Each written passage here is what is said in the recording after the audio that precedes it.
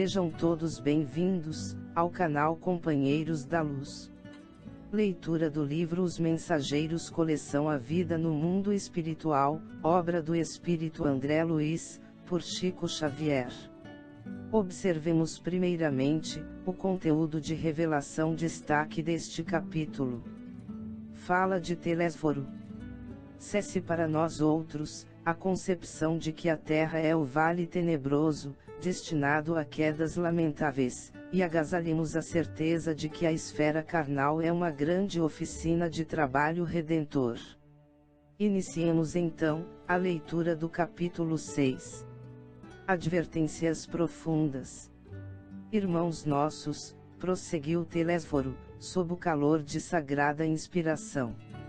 Fazem-se ouvir na terra gritos comovedores de sofrimento.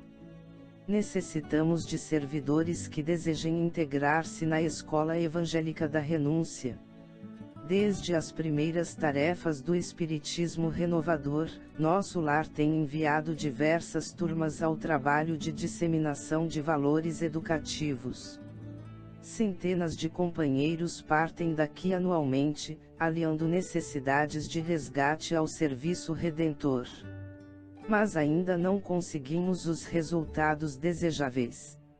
Alguns alcançaram resultados parciais nas tarefas a desenvolver, mas a maioria tem fracassado ruidosamente. Nossos institutos de socorro em vão movimentam medidas de assistência indispensável. Raríssimos conquistam algum êxito nos delicados ofícios da mediunidade e da doutrinação. Outras colônias de nossa esfera providenciam tarefas da mesma natureza, mas pouquíssimos são os que se lembram das realidades eternas, no outro lado do véu. A ignorância domina a maioria das consciências encarnadas. E a ignorância é mãe das misérias, das fraquezas, dos crimes. Grandes instrutores nos fluidos da carne, amedrontam-se por sua vez, diante dos atritos humanos e se recolhem, indevidamente, na concepção que lhes é própria. Esquecem-se de que Jesus não esperou que os homens lhe atingissem as glórias magnificentes, e que ao invés, desceu até ao plano dos homens para amar, ensinar e servir.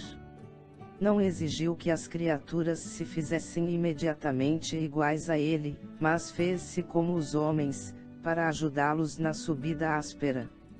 E com profundo brilho no olhar, Telésforo acentuou, depois de pequeno intervalo. Se o Mestre Divino adotou essa norma, que dizer das nossas obrigações de criaturas falidas?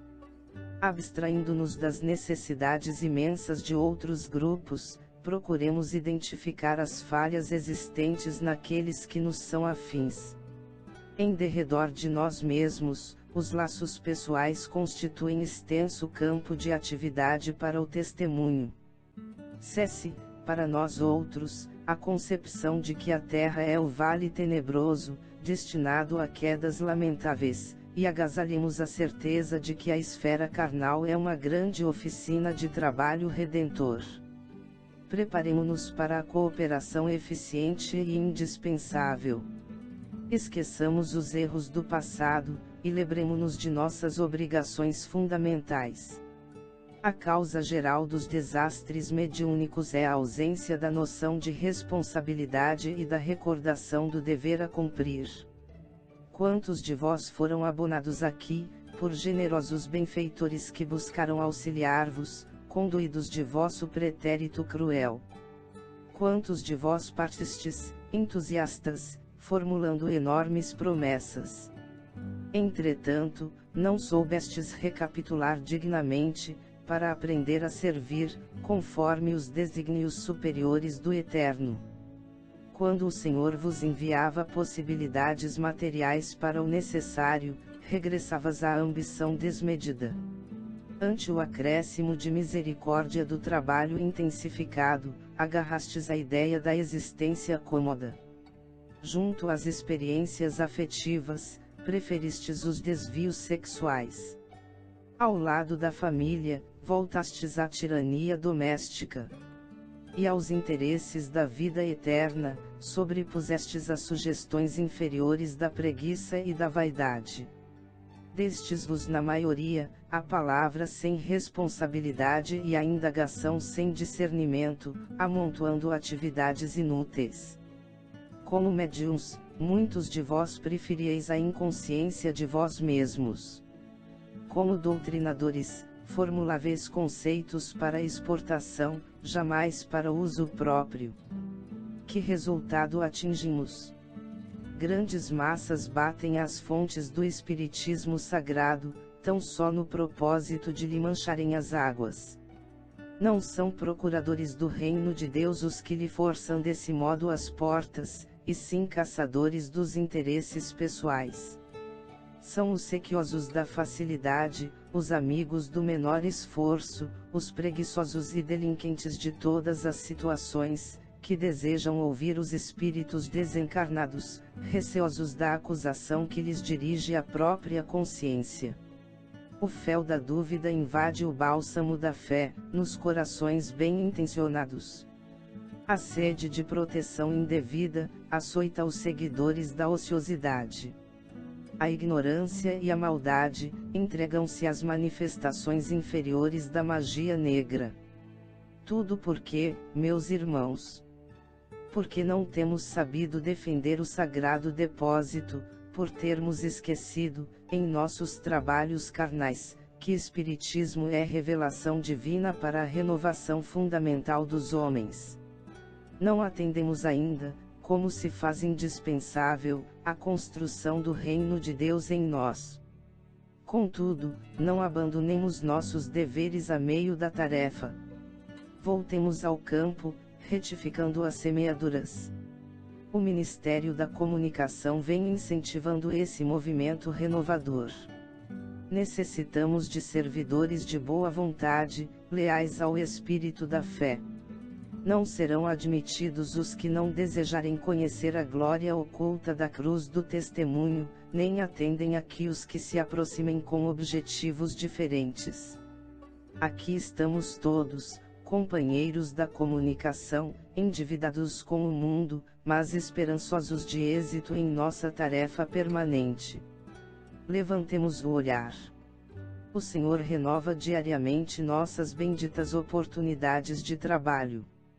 Mas, para atingirmos os resultados precisos, é imprescindível sejamos seguidores da renunciação ao inferior. Nenhum de nós, dos que aqui nos encontramos, está livre do ciclo de reencarnações na crosta. Todos, portanto, somos sequiosos de vida eterna. Não esqueçamos desse modo, o Calvário de Nosso Senhor, convictos de que toda saída dos planos mais baixos, deve ser uma subida para a esfera superior. E ninguém espere subir espiritualmente, sem esforço, sem suor e sem lágrimas. Nesse momento, cessou a preleção de Telésforo, que abençoou a Assembleia, mostrando o olhar infinitamente brilhante e aceitando, em seguida, o braço de Aniceto, para afastar-se. Debaixo de profunda impressão, em face das incisivas declarações do instrutor, observei que numerosos circunstantes choravam em silêncio. Ao meu olhar interrogativo, Vicente explicou: são servidores fracassados. Nesse instante, Telésforo e o nosso orientador postaram-se junto de nós. Duas senhoras de grave fisionomia, aproximaram-se respeitosamente e uma delas dirigiu-se a Aniceto, nestes termos: desejávamos o obséquio de uma informação, concernente à próxima oportunidade de serviço que será concedida a Otávio.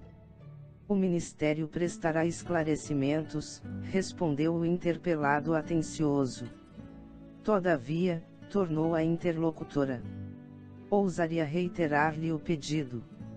É que Marina, grande amiga nossa, casada na terra há alguns meses, prometeu-me cooperação para auxiliá-lo. E seria muito de meu agrado localizar agora, o meu pobre filho em novos braços maternais. Aniceto esboçou um gesto de compreensão, sorriu e esclareceu, sem afetação. convém não estabelecer o plano por enquanto, porque antes de tudo, precisamos conhecer a solução do processo de médiuns fracassados, em que está ele envolvido.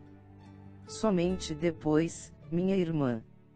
Volvi os olhos para Vicente, sem ocultar a surpresa, mas enquanto as senhoras se retiravam conformadas, Aniceto dirigia-nos a palavra.